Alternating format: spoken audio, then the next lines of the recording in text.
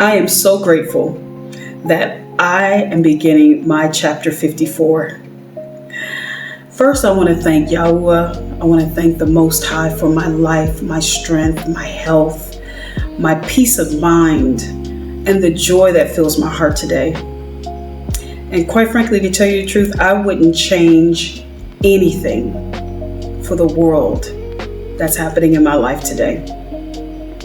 But I'll come back to that, because how I got here actually started back in my chapter 51. 3 years ago. You see, I had a good life, a stable income, a thriving business, a flourishing music career that, quite frankly, took about 30 years to build. My husband, Jock, my 4 children in love, and my 4 grandchildren who call me Grandma. I have always been surrounded by my family members, by my brothers and my sister, their spouses, my nieces, my nephews, my godparents, my godbrothers and sisters, and my mom and my dad and their spouses. We stay connected with each other through our various seasons of life.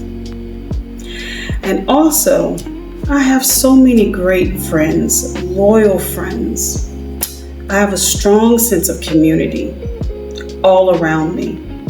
And through my foundation, Rochelle Lightfoot Foundation, and my associations with the 5,000 Role Models of Excellence and the Egalok Civic and Social Club organization, and just the past work that I've done with so many sororities and fraternities, and through my involvement with the Kidney Association and my plight to encourage more living donorship for kidney transplants. By almost every measure, I'm successful. At least I look great on paper, that is. But along the way somewhere, I realized that I was tired.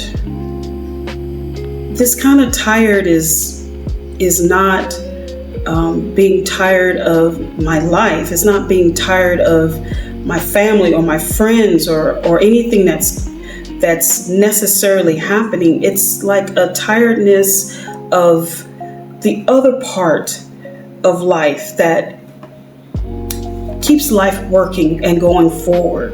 It's like the part of life that's on the constant hamster wheel. You know, you get up every day and you go to work and you pay bills, and you are constantly just running to and fro and trying to live life. And life is lifing, you know. You're trying to keep up with the rising inflation and paying your rent. The rent payment is fluctuating. It's going up. Sometimes it's doubling. And you know, you're paying bills. You're paying your constant light bill, the phone bill. You're paying your car note. You're just trying to keep up. Life is lifing all the time, and no matter how much you do on a day-to-day basis, no matter how much you try to accomplish, there's going to always be that water bill around the corner. And we don't even want to talk about insurance. Life insurance, health insurance. Wow, my goodness, health insurance. $200, $300, $400. And that's just for yourself. That has nothing to do with your spouse. That has nothing to do with your kids. And then who has $8,000 to $10,000 for a deductible? You know, and you're trying to be responsible and you're juggling so many things. And we don't even want to talk about just going into the grocery store. I know that so many times on a weekly basis, I would go into the grocery store and I would just be shopping for just regular stuff. You know, like going in and just getting fruits and vegetables and just normal things that you eat every single day. Nothing extravagant, not even splurging, just the food that will keep you going. And then you get to the counter, and then the craziest part is they tell you, oh, it's $85 to $125, and this is per week. And you're looking in your cart and you're like, I got like 6 to 9 things in my cart and I've spent $125. It just became almost depressing for me to go into the grocery store. And I felt like, wow, everything was trying to flow forward every single day. I just felt like I was on this constant hamster wheel. And so you keep pushing and you keep going to work and you keep building and you keep showing up. I was tired. I was exhausted. I was mentally tired. I was emotionally drained. And most of the time, we didn't even have time to take a vacation. When do you have time to do that? When do you have time to just exhale? When does it stop? When do you stop? When do you actually get a chance to just kind of breathe? And I tell you, I got to the point to where I found myself wrestling with questions that I could no longer ignore. Not because my life was bad, not because there was something that was so terrible, but it was because I just had a feeling that if I really want to be honest, I wasn't very content with what was going on in my life. I wasn't content with the status quo. And so I found myself asking a question that eventually changed everything in my life. And so I woke up one morning and I asked Yahuwah, the Most High, I said, Father,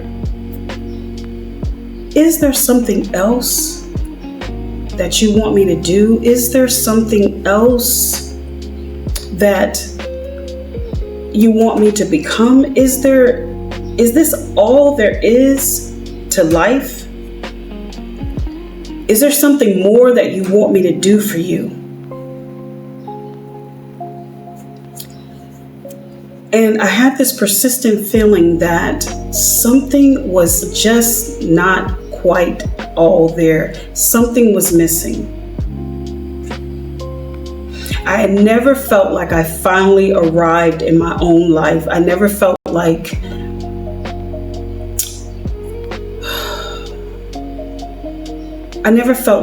just totally like I could exhale. And I felt like there was always something missing, something more that I was always trying to do to top myself. There was just not this feeling of I've arrived. And so when I finally asked Yahuwah that question, what else is there?